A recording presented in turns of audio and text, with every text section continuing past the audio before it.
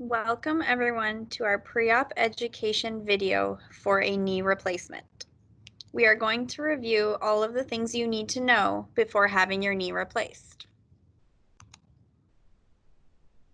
Arthritis is wear and tear of cartilage in the joint.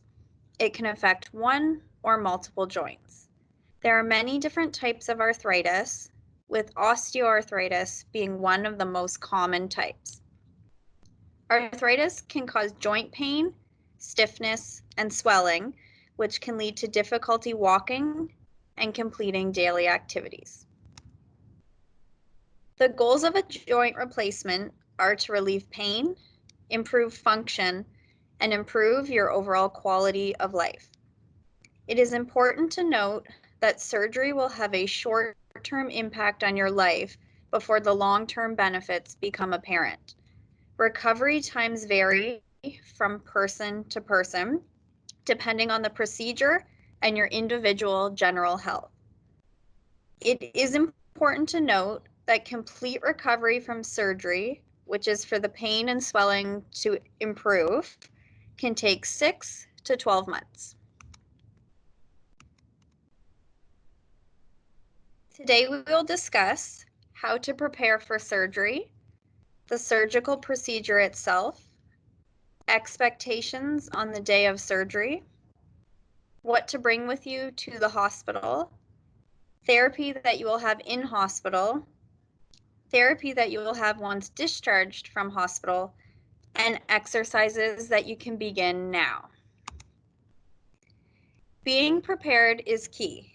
Those who are prepared have better hospital experiences, fewer complications, and overall smoother and faster recoveries.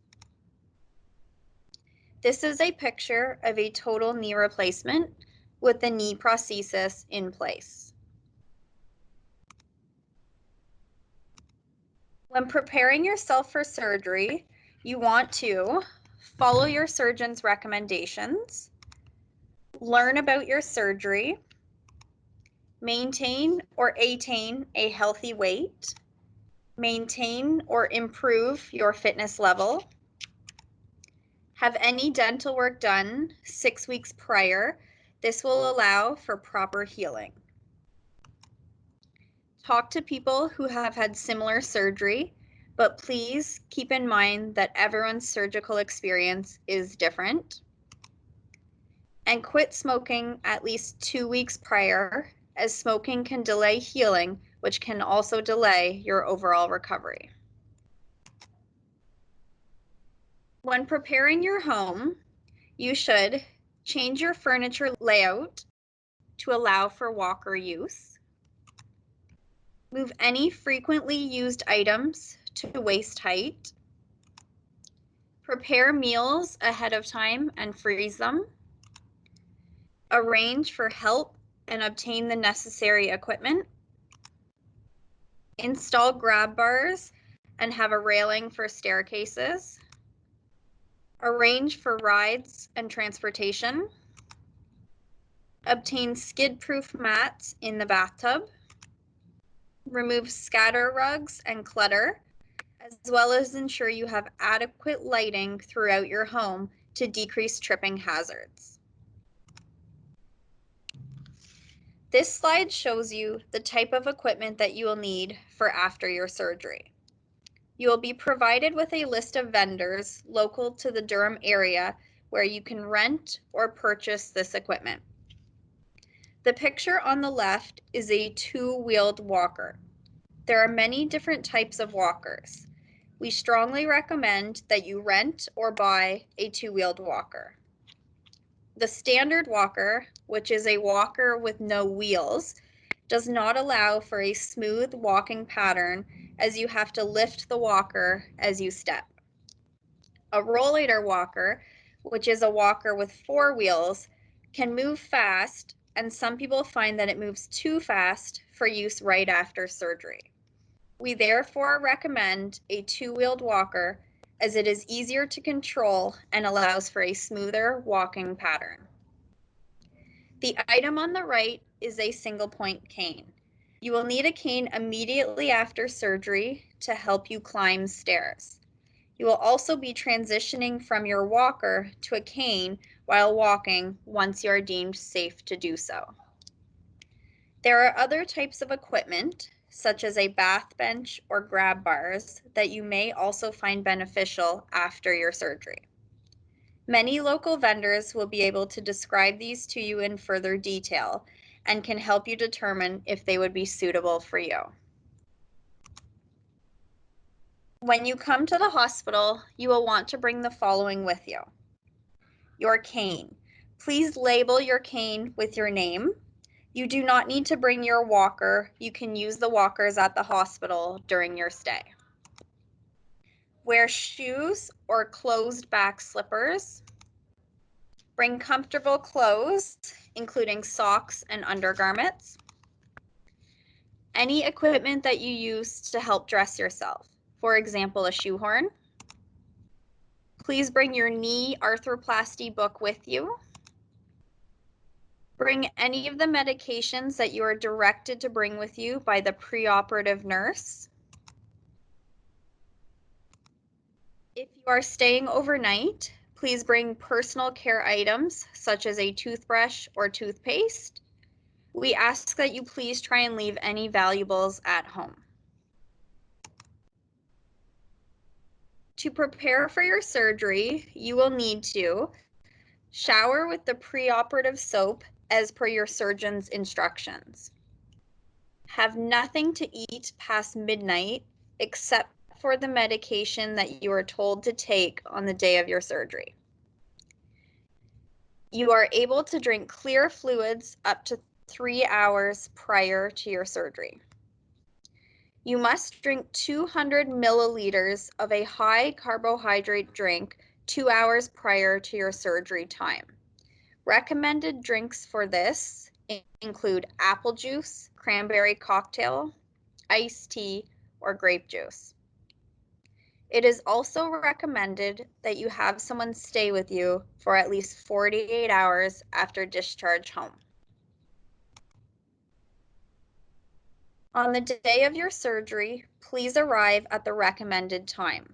You will check in at the registration desk with your health card. Please be sure to know which joint is being replaced. The surgery itself is approximately 1 to 2 hours long. The type of anesthetic that is used is dependent on many factors. These include your past medical history, and this will be decided upon prior to your surgery by your surgeon and anesthetist. From the operating room, you will be transferred to the recovery room where you will generally stay for 1 to 2 hours. Here, your vital signs will be monitored. You will have an IV keeping you hydrated and a dressing over your surgical site. You may have a continuous peripheral nerve block. You may also have nasal prongs to give you oxygen, and in rare cases, a catheter in your bladder. You will be given pain medications after your surgery. Please let our staff know whether or not the pain medications are effective for you. Pain control is important to allow you to get moving. You will be started on a blood thinner if you are not on one prior to surgery. Your diet will start with clear fluids and then progress to a high fiber diet. After surgery, there will be multiple things happen as you prepare to go home. Some of these include getting in and out of bed by yourself or by assisting your operated leg. Continue your exercises 3 times a day as outlined in your manual. These will be reviewed with you in hospital, as well as there are video demonstrations of the exercises towards the end of this video. Your physiotherapist will teach you how to walk short distances with the use of your walker, as well as how to climb stairs if you have them at home. You should also be able to complete some of your own personal care, such as getting dressed. Medically, some discharge goals include ensuring that your pain is well managed with medications, that your incision is healing well, and that your overall health is at baseline. For example, your breathing is normal. Prior to leaving the hospital, it is important to ensure the following. Please make sure that you understand your medications and when you are to take them. Ensure that you know how you are to care for your incision. You will likely have staples closing your incision. These staples are to be removed 10 to 14 days post-operatively. You will be told whether your surgeon or your family doctor will remove them. Ask your friends and family for help with tasks such as grocery shopping, cleaning, laundry, and transportation to and from any follow-up appointments. Make arrangements for transportation home from the hospital. You should also receive a referral for outpatient physiotherapy, and please ensure that someone is available to take you to your outpatient physio appointments. Every individual is different. Some people will go home the same day of their surgery, and some will have an overnight stay in the hospital. If you are discharged from hospital on the same day as your surgery, you can expect to spend about 6 to 8 hours in the hospital. Regardless if you stay overnight or go home the same day, as noted prior, it is recommended that you have someone stay with you for at least 48 hours after being discharged home. Once you are home from the hospital, you want to continue the exercises that you were taught 3 times per day. Continue walking with your walker. Take medications as prescribed and follow the recommended schedule for your pain management. You can also begin using ice on your surgical site. Always ensure when icing that your incision and dressing remain clean and dry. Do not place ice directly on the skin. Instead, place a thin cloth or towel over your incision for protection. Leave ice on for about 10 minutes at a time, watching for redness around the area. You can apply ice every 2 to 3 hours as needed for symptom management. Elevate your leg 3 times per day for 45 minutes at a time to help decrease swelling. And remember to ask family and friends for help as needed. It is important to restore full range of motion to your knee. You need to make sure you are both bending and straightening your knee. Doing your exercises diligently 3 times a day or as directed when you return home from the hospital will help you to achieve this. While resting your leg, it is very important that you do not place a pillow under your operated knee. If you rest for a prolonged period of time with a pillow or towel under the operative knee, the muscles behind your leg may become shortened. This can lead to great difficulty in your future ability to straighten your leg, which also greatly impacts your walking. A referral for outpatient physiotherapy will be given to you before you leave the hospital. You have the choice to attend any type of physiotherapy clinic. Lakeridge Health has hospital-funded outpatient physiotherapy sites. There are also OHIP-funded and privately owned physiotherapy clinics in the community where you can attend. It is important to know where you want to go for physiotherapy following your surgery before you have your operation done. When the therapy team comes to see you while you are in the hospital, they will ask you which clinic you would like to attend. If you choose to attend a Lakeridge Health clinic, a referral will be faxed to the site based upon your home address. If you choose to attend a different clinic in the community, please have the name of the clinic available. You should expect to start physiotherapy approximately 5 business days after returning home from the hospital. If you attend a Lakeridge Health clinic, our clerical staff will contact you within 5 business days or once an appointment is available. If you have not heard from them in this time frame, please call to ensure that they have received your referral. Until you see an outpatient therapist, you are to continue the exercises you were taught in the hospital. Some other things to consider are there is usually no driving for 4 to 6 weeks after your surgery. This is regardless of whether your operation is your left or your right leg. There is also usually no flying permitted for 12 weeks after your surgery. Confirm when you are able to do either of these again with your surgeon.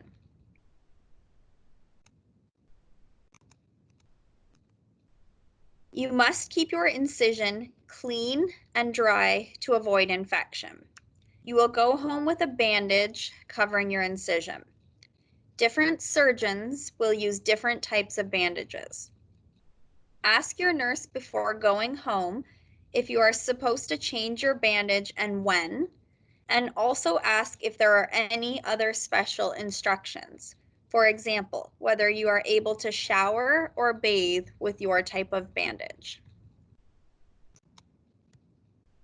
To avoid constipation, you should try to drink plenty of fluids, maintain a high fiber intake, remain as active as you can, discuss stool softeners or laxatives with your physician or pharmacist if constipation has been an issue for you in the past with surgery. Before you have surgery, you should try to practice the following: walking with your walker, getting in and out of a car, getting in and out of bed, as well as getting on and off a chair. Please watch the following video demonstrations for how to complete these. Okay, walking with the walker. Before starting to walk with the walker, you want to first ensure that the walker is at an adequate height. To check this, you're going to place your arms at your sides and you want the handle height of the walker at your wrist crease, or essentially where your wrist is bending. To walk with the walker, you're going to move the walker forward, step with your operated leg, followed by your non-operated leg. When you step with your non-operated leg, it may be helpful to push with some weight through the walker so that your operated leg doesn't have to carry your full weight. It's also important when walking to practice a heel-toe gait pattern. What this means is as you step forward to try and contact with your heel, and then come through and try and push up off of your toes. When walking with a walker, you want to make sure that when you step, all 4 points of your walker are on the floor. If you happen to have a walker with 2 wheels like this one here, you do not have to lift it to step, but instead you can just push it. When turning with a walker, you never want to pivot or twist on your leg. Instead, what you're going to do is bring the walker with you as you take small steps to turn. Getting in and out of a car. It tends to be easiest to get in and out on the passenger side, and it tends to be a little bit easier if you push the chair back as far as it can and a slight recline in the backrest. You will back up with your walker until you can feel the car behind you with your non-operated leg. You will slide your operated leg slightly in front as you reach for the car and the chair behind you to lower down. Ensure that you do get your bottom onto the seat, and then you will pivot your legs and your bottom to bring them into the car.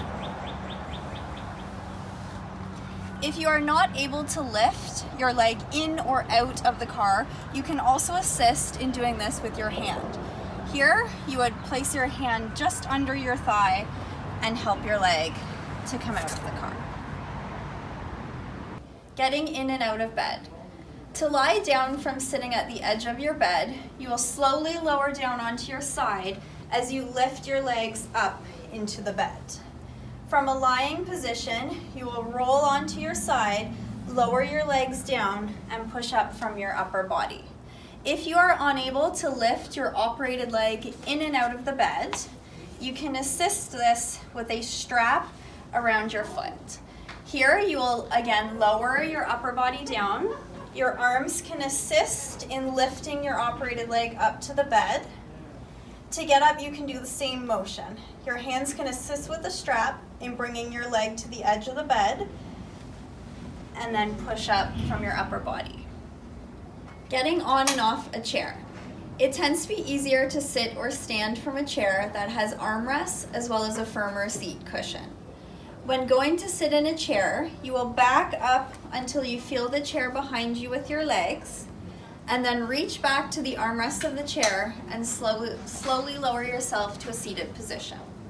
When going to stand, never pull or push on your walker as it can move or tip. Instead, it's safer to push from the surface you're seated on.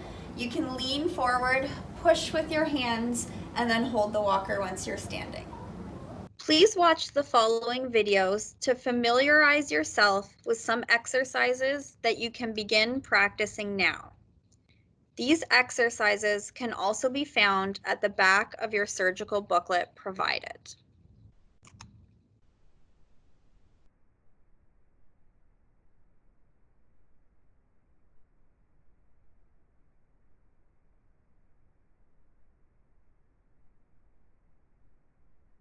Immediate postoperative exercises. After your surgery, you will begin 3 exercises. These we recommend you complete 10 times every hour that you are awake. The first is deep breathing. Here, you'll take a big breath in through your nose and out through your mouth. One good way to remember this is to smell the flowers and blow out the candles. The other 2 exercises you will complete in lying. Lying on your back, you will do an ankle pump. This is moving your foot up and down as well as in circles. The third exercise you'll complete is a buttock contraction. Here, you will think of squeezing your buttocks, hold for 5 seconds, and slowly relax.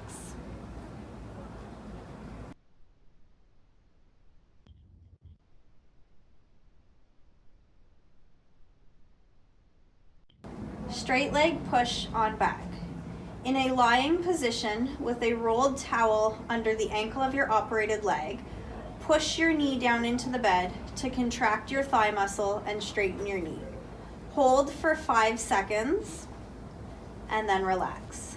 Again, push the knee down into the bed, hold for 5 seconds and relax. Repeat 10 to 20 times.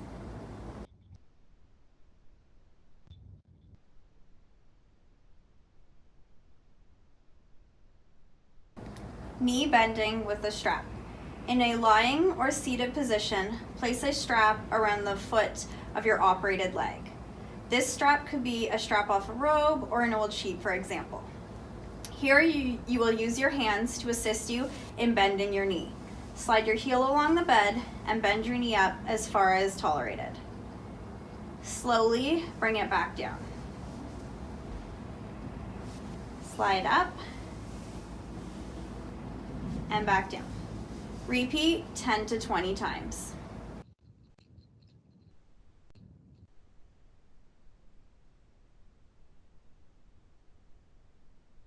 Seated knee bend. Sitting upright in a chair, place your non-operated leg over top of your operated leg. Here, you will use your non-operated leg to assist you in bending your operated leg, trying to move your foot towards getting under the chair. Go as far as you can tolerate, hold for 5 seconds, and then slowly release.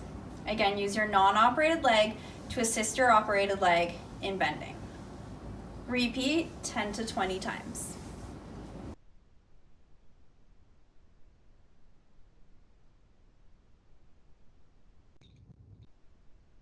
Quad strengthening over a roll.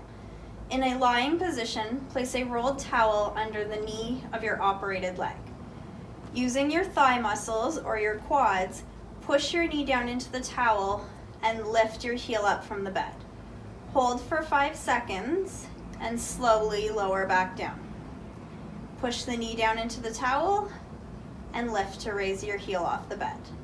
If you are not able to lift your heel up immediately after surgery, you can assist this in using a strap placed around your foot and do as little assistance as you can from your hands to help you complete the motion. Repeat this 10 times.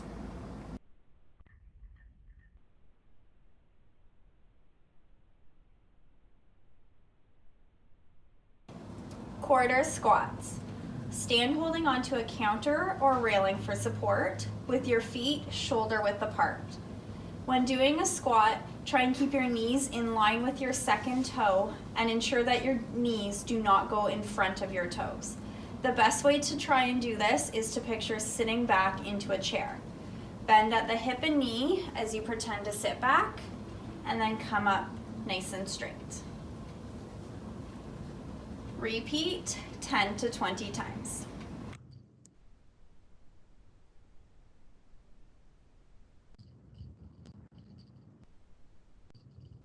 Heel to bottom hamstring curls.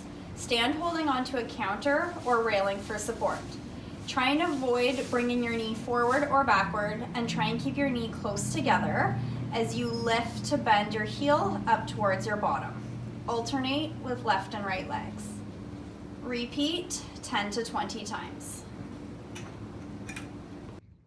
Thank you for watching our pre-op education video. If you have any questions regarding information in this video or regarding outpatient physiotherapy, please contact us at the first number listed here. Should you have any questions regarding your pre-operative appointment at the hospital, please call the second number listed here in accordance to which hospital you will be attending, either Oshawa or Ajax Pickering. If you have any other questions regarding your surgery itself or the time of your surgery, please contact your surgeon's office. Thank you for watching.